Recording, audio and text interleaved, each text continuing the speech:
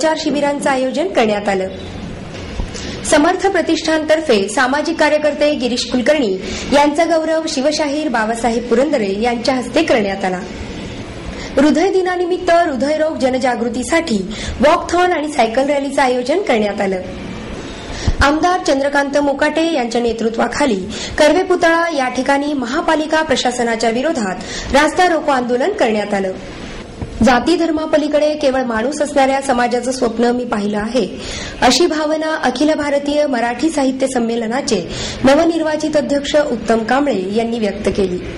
Lions क्लबच्या वतीने दिनांक 2 ते 10 ऑक्टोबर पर्यंत सेवा सप्ताहाचं आयोजन करण्यात आलं असून या उपक्रमाचा एक भाग म्हणून शहर आणि परिसरातील भवानीपेठ, महर्षीनगर, वडगाव शेरी, चिंचवड, हडपसर, एरंडवणा, भोसरी, देहू रोड या ठिकाणी आरोग्य तपासणी आणि उपचार शिबिरांचं आयोजन करण्यात आलं आहे. स्थानिक लोकप्रतिनिधी, स्वयंसेवी संस्था यांनाही या उपक्रमाच्या आयोजनात सहभागी करून घेण्यात आलं आहे. या शिबिरांमध्ये नेत्र तपासणी, मोतीबिंदू तपासणी, मधुमेह, स्त्रीरोग, किडनी विकार, त्वचा रोग याचबरोबर संपूर्ण शरीर तपासणी करण्यात आली. गरजू रुग्णांना चष्म्यांचं मोफत वितरणही करण्यात आलं. मोतीबिंदूचे निदान झालेल्या रुग्णांवर मोफत शस्त्रक्रियाही करण्यात येणार आहेत. शहर आणि परिसरातील सुमारे 10,000 रुग्णांची तपासणी या उपक्रमात करण्यात आली. यापुढील काळातही आरोग्य तपासणी, विशेषतः नेत्र तपासणी आणि उपचार शिबिरांचं सातत्यानं आयोजन करण्यात येणार असल्याचं लायन्स क्लबच्या वतीने जाहीर करण्यात आलं. लायन्स क्लब इंटरनॅशनलच्या प्रांत 323 D2 या पुण्यामध्ये जवळपास आज ऑक्टोबर सेवा सप्ताहाच्या अंतर्गत जवळपास 9 असे मोठ्या प्रमाणात मेडिकल कॅम्प्स आज आम्ही इथं आयोजित केलेले आहेत. त्यापैकी एक कार्यक्रम हा भवानी पेठेमध्ये पद्मशाली सेवा मंडळाच्या सहकार्यानं आज आम्ही इथं पार पाडत आहोत. या आरोग्य तपासणी शिबिरामध्ये आम्ही लोकांच्या डोळे तपासणी, त्याचप्रमाणे त्यांना जर मोतीबिंदू असेल तर त्यांचे ऑपरेशन्स आम्ही मोफतमध्ये करणार आहोत. त्याचप्रमाणे त्यांना आम्ही चष्मे सुद्धा इथं मोफत देणार आहोत. याचबरोबर इथं आम्ही डायबिटीज चेकअप कॅम्प सुद्धा आयोजित केलेला आहे, तो सुद्धा मोफत आहे. त्याचप्रमाणे स्त्रियांच्या रोगावर इलाज करण्यासाठी त्याचं स्क्रीनिंग आज आम्ही इथं करणार आहोत. गायनॅक आणि किडनी त्याचे डॉक्टर आज स्पेशल इथं आम्ही बोलवलेले आहेत. हा एक कॅम्प इथं आम्ही मोठ्या प्रमाणात इथं आयोजित केलेला आहे. इथे लोकल पद्मशाली सेवा मंडळाचं सहकार्य आज आम्ही इथं घेतलेलं आहे आणि जवळपास 700 ते 900 लोक इथे, गरजू लोक इथे येतील आणि या सेवेचा फायदा घेतील अशी आमची अपेक्षा आहे. या कॅम्प करता आमच्या डिस्ट्रिक्टतर्फे सर्व प्रकारची मदत इथं मोफत पुरवली जात आहे. आज पुण्यामध्ये वेगवेगळ्या भागात 9 ठिकाणी कॅम्प केले जात आहेत आणि पुढे 10 तारखेला सुद्धा अशाच प्रकारचे मोठ्या कॅम्प्स 4 ठिकाणी आम्ही करणार आहोत. लवासा प्रकल्प सर्वाधिक पाणी वापरणार असल्यामुळे पाणी टंचाईचा प्रश्न अधिकच भेडसावणार असल्याचा इशारा माजी खासदार प्रकाश आंबेडकर यांनी दिला. लवासा हटवा, पुण्याचे पाणी वाचवा या आंदोलनातर्फे आयोजित करण्यात आलेल्या परिषदेमध्ये ते बोलत होते. यावेळी सुनीती सूर, मानव कांबळे, नगरसेवक मारुती भापकर, प्राध्यापक मुकुंद घारे आदी उपस्थित होते. भविष्यात लवासा या ठिकाणी पुणे शहरातील लोकसंख्येपैकी अर्धी लोकसंख्या असेल. शहरास पाणीपुरवठा करणाऱ्या धरणातूनच लवासास पाणीपुरवठा करावा लागणार असल्याने त्याचा परिणाम शहरातील पाणीपुरवठ्यावर होईल. लवासा प्रकल्पांतर्गत आतापर्यंत झाले तेवढे बांधकाम पुष्कळ झाले. यापुढे बांधकामे होऊ देऊ नका, यासाठी जनआंदोलन उभारावे लागेल. लवासा प्रकल्पाचे खुल्या बाजारात विक्रीस येऊ घातलेले शेअर्स घेऊ नका, असे आवाहन आंबेडकर यांनी केले. लवासा प्रकल्पासाठी लागणाऱ्या विविध परवानग्या राज्य सरकारने कशा काय दिल्या असं विचारून सनदशीर मार्गाने होणाऱ्या आंदोलनाचा सरकारने विचार करावयास हवा. लवासा प्रकल्पाशी संबंधित असणाऱ्या नेत्यांना तळागाळातील माणसांनी उखडून टाकावे, असे केंद्रीय मंत्री शरद पवार यांचं नाव न घेता सुनीती सूर यांनी सांगितले. लवासा प्रकल्पामुळे निर्माण होणारा पाणी टंचाईचा प्रश्न हा नैसर्गिक हक्काचा प्रश्न आहे, असं घारे म्हणाले. यावेळी विविध संघटनांनी या आंदोलनास पाठिंबा दिला. नगरसेवक भापकर, कांबळे यांनीही मनोगत व्यक्त केले. सूत्रसंचालन सिद्धार्थ धेंडे यांनी केले. समर्थ प्रतिष्ठानतर्फे सामाजिक कार्यकर्ते गिरीश कुलकर्णी यांचा गौरव शिवशाहीर बाबासाहेब पुरंदरे यांच्या हस्ते करण्यात आला. यावेळी अध्यक्षस्थानी शिवशाहीर बाबासाहेब पुरंदरे होते. यावर्षी सामाजिक काम करणारे स्नेहालय अहमदनगरचे संस्थापक संचालक गिरीश कुलकर्णी यांचा मानपत्र आणि ₹11,000 रोख देऊन सन्मान करण्यात आला. या प्रसंगी शिक्षणतज्ञ डॉक्टर प्र.ल. गावडे, आमदार गिरीश बापट हेही उपस्थित होते. यावेळी समर्थ प्रतिष्ठानचे संजय सातपुते यांनी आपले मनोगत व्यक्त करताना युवा ऊर्जेला योग्य दिशा देणे आणि विविध मान्यवरांच्या सत्कारातून त्यांचे कार्य समाजापुढे आणण्याचा हा प्रयत्न असल्याचं सांगितलं. यावर्षी समर्थ गौरव पुरस्काराबरोबर कोथरूड येथील अंध मुलींच्या प्रशालेला ₹50,000, माऊली वृद्धाश्रमास ₹25,000, हुतात्मा राजगुरू विद्यालयास ₹25,000 अशा देणग्या देण्यात आल्या. त्याचबरोबर समर्थ शिक्षक, समर्थ ग्रंथपाल आणि समर्थ विद्यार्थी पुरस्कार अनुक्रमे श्रीराम राज्य शिक्षण संस्थेचे माध्यमिक विद्यालय इंदिरानगर अप्परचे मुख्याध्यापक अडसूळ, महाराष्ट्र एज्युकेशन सोसायटीचे दिलीप गायकवाड, गजानन पिंपळे यांना प्रदान करण्यात आले. हृदय दिनानिमित्त हृदयरोग जनजागृतीसाठी वॉकथॉन आणि सायकल रॅलीचं आयोजन करण्यात आलं. हार्ट वेलनेस सेंटरतर्फे 26 ऑक्टोबरपर्यंत जागतिक हृदय महिना म्हणून विविध उपक्रम राबविण्यात येत आहेत. यामध्ये वर्ल्ड हार्ट फेडरेशनच्या सहकार्याने हृदयरोग आणि हृदयाचे आरोग्य याविषयीची जनजागृती करणारे विविध कार्यक्रम आणि उपक्रमांचे आयोजन करण्यात आल्याचे हार्ट वेलनेसतर्फे कळविण्यात आले आहे. या अंतर्गत 3 ऑक्टोबर रोजी वॉकथॉन आणि सायकल रॅलीचे आयोजन करण्यात आले.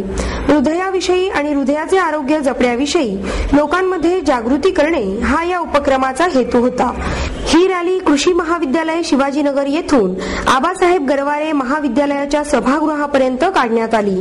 त्यानंतर या महाविद्यालयाच्या सभागृहात डॉक्टर शिरीष हिरेमठ यांनी लोकांना मार्गदर्शन केले.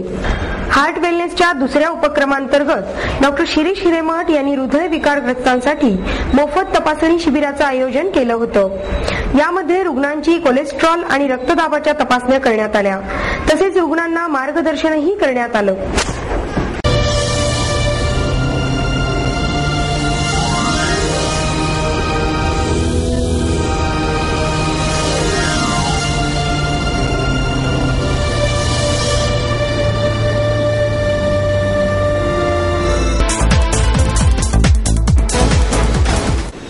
आमदार चंद्रकांत मोकाटे यांच्या नेतृत्वाखाली कर्वे पुतळा या ठिकाणी महापालिका प्रशासनाच्या विरोधात रास्ता रोको आंदोलन करण्यात आलं. मागील आठवड्याभरात पुणे शहराला पावसाने झोडपले असून अतिवृष्टीमुळे अनेक घरे, सोसायट्यांमध्ये पाणी शिरले आहे. रस्त्यावरून वाहणाऱ्या पाण्यात विजेचा प्रवाह, अनेक ठिकाणी कुंपण भिंती कोसळणे असे अपघात घडले. लष्कर भागात संरक्षण विभागाची निवासी इमारतही कोसळली. अशा विविध अपघातात नागरिकांचे बळी गेले. हे बळी जाण्यास प्रशासनाचा हलगर्जीपणा कारणीभूत असल्याचा आरोप करून शिवसेनेने कोथरूड परिसरात रास्ता रोको आणि मोर्चा आंदोलन केले. या आंदोलनात शिवसैनिकांसह स्थानिक नागरिकही मोठ्या प्रमाणात सहभागी झाले होते. मागील महिन्यात महापालिका आयुक्त महेश झगडे यांना प्रत्यक्ष जागेवर नेऊन ओढे, नाल्यांवरील अतिक्रमणांच्या जागा आपण दाखविल्या. त्यावेळी त्वरित कारवाईचे आदेश देण्याचे आश्वासन आयुक्तांनी दिले होते. मात्र प्रत्यक्षात ओढे, नाले मोकळे करण्यासाठी प्रत्यक्षात कोणतीच कारवाई न झाल्याने पावसाचे प्रमाण वाढल्यावर या दुर्घटना घडल्या. जाती धर्मापलीकडे केवळ माणूस असणाऱ्या समाजाचं स्वप्न मी पाहिलं आहे, अशी भावना अखिल भारतीय मराठी साहित्य संमेलनाचे नवनिर्वाचित अध्यक्ष उत्तम कांबळे यांनी व्यक्त केली.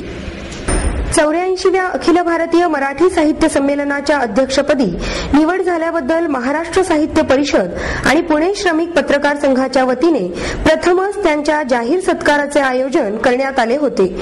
महाराष्ट्र साहित्य परिषदेचे अध्यक्ष प्राध्यापक द. मा. मिराजदार यांच्या हस्ते कांबळे यांचा सत्कार करण्यात आला. त्यावेळी सत्काराला उत्तर देताना ते बोलत होते. या प्रसंगी अखिल भारतीय मराठी साहित्य संमेलनाचे विद्यमान अध्यक्ष डॉक्टर द. व्ही. कुलकर्णी, परिषदेचे कार्याध्यक्ष डॉक्टर व्ही. भा. देशपांडे, पत्रकार संघाचे अध्यक्ष श्याम दौंडकर आणि सरचिटणीस संतोष कुलकर्णी उपस्थित होते. अनंत दीक्षित यांनी आपल्या मनोगतात सांगितले की उत्तम कांबळे यांची आई शेतमजूर होती. दुसऱ्याच्या शेतातून कणसे आणून ती आपल्या मुलाला उत्तम यांना देत होती. आपल्या आईला कुणी मारू नये म्हणून ती कणसे मी त्या शेतातून घेऊन येतो असे उत्तम यांनी आईला सांगितले. पण मुला, मी हे तुझ्यासाठी, तुला मोठे झालेले पाहण्यासाठी करत आहे, हे आईने काढलेले उद्गार दीक्षित यांनी सांगितले. उत्तम कांबळे म्हणाले की मी मातृप्रधान संस्कृतीत जन्मलो. आईनेच माझ्या जीवनाला वळण दिले. लोक मला नेहमी माझ्या अस्तित्वाच्या झिजांविषयी प्रश्न विचारतात. मी अबोल होतो. कुणालाही आपले नाव, जात, धर्म, पंथ सांगता येऊ नये अशा माणूस असणाऱ्या समाजाचं मी नेहमी स्वप्न पाहिलं आहे. मला पडलेल्या असंख्य प्रश्नांची उत्तरे शोधण्यासाठी मी लिहित गेलो. माझी लढाई ही व्यवस्थेविरुद्धची होती. त्यातून मार्ग काढण्यात लेखणीही कमी पडत होती. पत्रकारितेच्या क्षेत्रात अपघाताने आलो. माणसांवरील विश्वास हीच माझ्या आयुष्यभराची पुंजी आहे. माणूस बदलतो आहे ही सांगावा देणारी यंदाची अध्यक्षपदाची निवडणूक प्रक्रिया होती. महाराष्ट्राने माझ्या बाजूने कौल दिला, त्यासाठी सर्वांचे आभार कांबळे यांनी यावेळी मानले. साहित्य संमेलन हा निवडक साहित्यिकांचा नव्हे तर संपूर्ण मराठी समाजाचा वाङ्मयीन उत्सव असतो असे सांगून डॉक्टर द भी कुलकर्णी म्हणाले की पत्रकार वास्तवतेचे चित्रण करतो तर साहित्यिक अजरामर कलाकृती सादर करतो. या दोन्ही भूमिका उत्तमरित्या बजावणारे मूळचे कानडी असलेले उत्तम कांबळे संमेलनाध्यक्ष झाल्याचा मनापासून आनंद वाटत असल्याचं त्यांनी नमूद केलं. लायन्स सेवा सप्ताहानिमित्त लायन्स क्लबच्या वतीने शहरातील 10 चौकात वाहतूक जनजागृती अभियान राबविण्यात आले.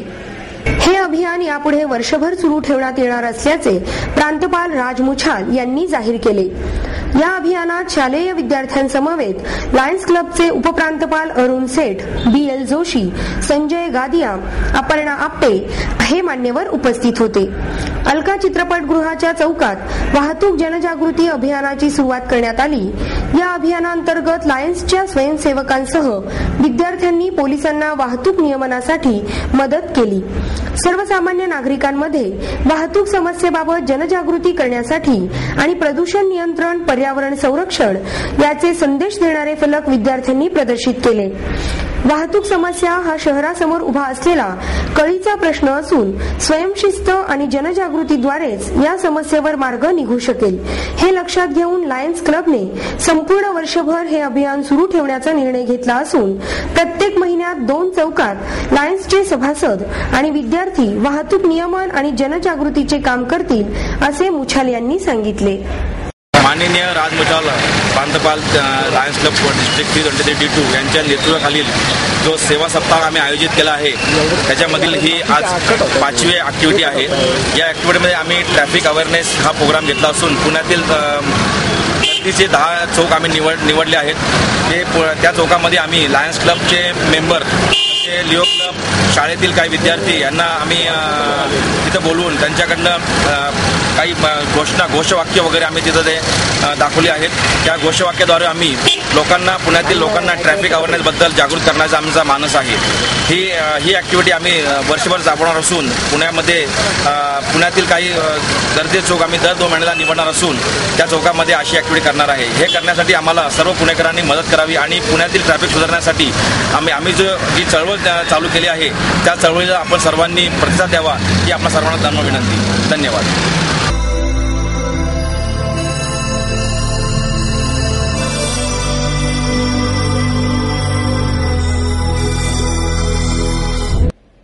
याबरोबरच हे बातमीपत्र संपलं.